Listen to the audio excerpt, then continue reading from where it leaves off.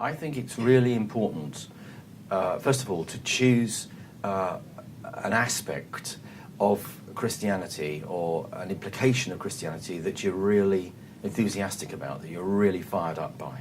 Now, in my case, I'd had all my adolescent and adult life this conflict between my being gay and my Christian faith. And so that had been bubbling away all through my life. And then I arrive at my retirement, and I've finally got time to really investigate, and I get really, really enthusiastic about it. So I think that's the first thing, to choose an area that you're really, really enthusiastic about.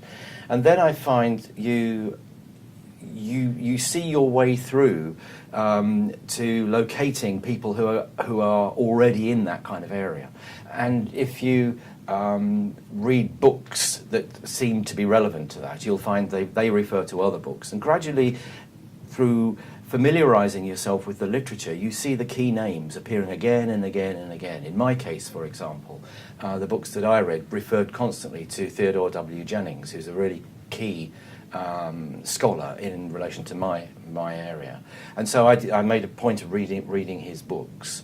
You can also use, obviously these days, in a way that wasn't possible 30 years ago, the internet. I mean, the internet is a magnificent resource for these kinds of investigations. And gradually you piece together who the key people are who are going to be the influences on the way that you shape this topic. One thing, though, I think is very, very important, and I've tried to do this in the Gay Gospels in the way I've already described, and that is to have a clear structure.